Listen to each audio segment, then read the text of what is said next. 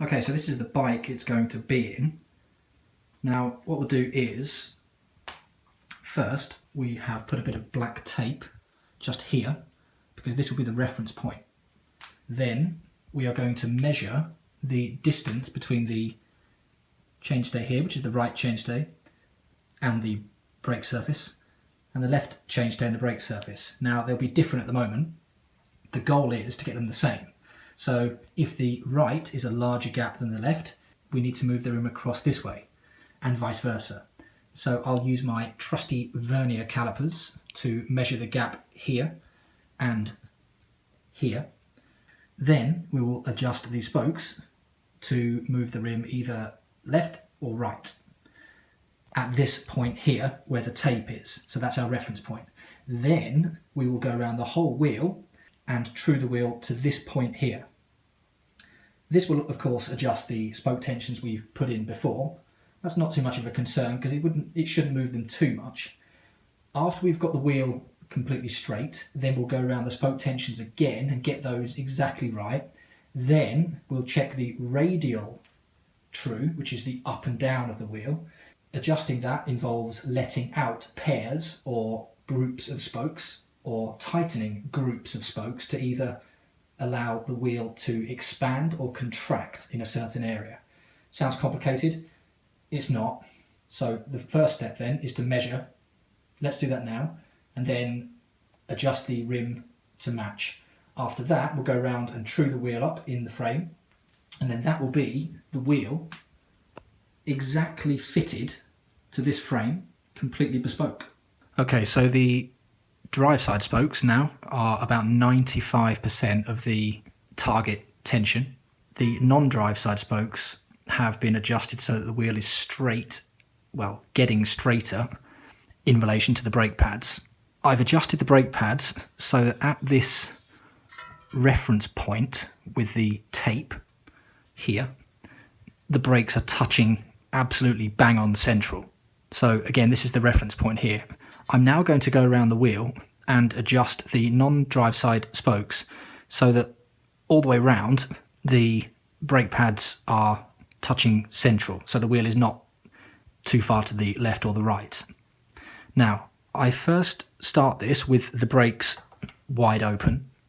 I go around, fix any wobbles like this, then I narrow them in a bit more, so reducing the width.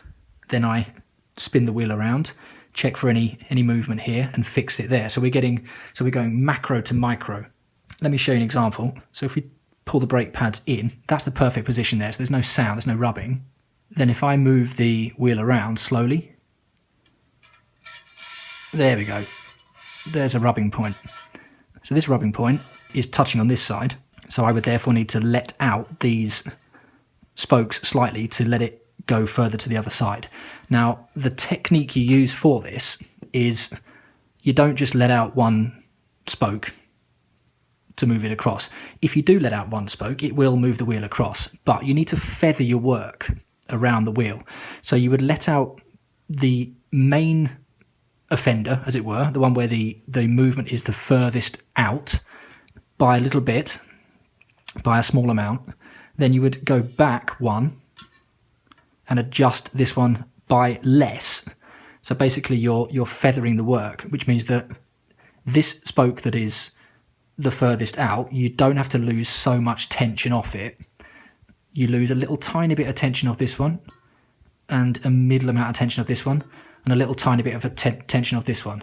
This way, you're maintaining an even balance with the spoke tensions, and you're making a nicer, more elegant, fantastic wheel. Okay, so I'm going to go around and do that. After I've done that, I'm then going to check the spoke tensions again on the non-drive side, because all this moving, all this adjusting will have thrown the tensions out a little bit. You may find that one non-drive side spoke is, a little bit, is particularly low. If that's the case, you make a note of which one it is, and then you would increase the tension on this one, and using this feathering idea again, you would reduce the tension on the ones surrounding it, so this one and this one. That means that you would balance off the tension as I showed you in the previous video. Okay, so yeah, I'm going to go around, get the wheel straight. I'm going to move in the brake more and more each time until it's, you know, really micro perfect.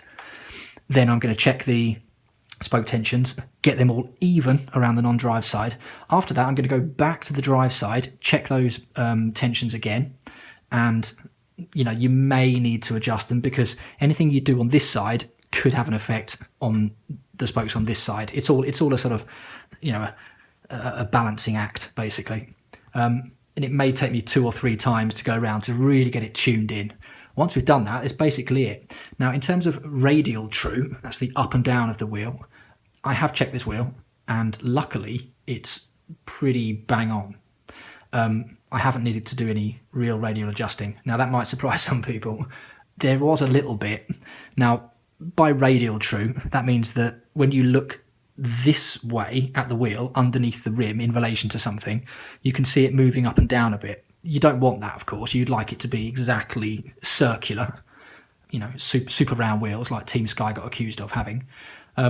So to fix that, for example, if there's a section that sort of sits a bit too high, again, it's the whole feathering idea. You would find the worst offender, so for example this one, and then you would find all of the spokes surrounding it. So this is with 2 spokes here, 2 here, so a total of 5, for example. You would let them out the most here, slightly less here, and even less here. So feathering the move down.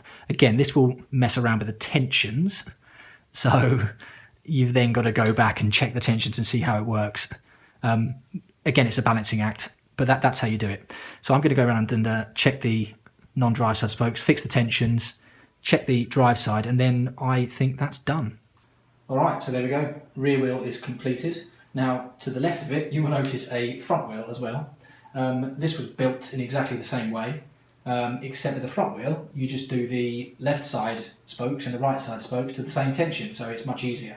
You don't have to worry about balancing the left and right like you do on the rear wheel. So yeah, you use the same procedure. Job done. Thank you very much.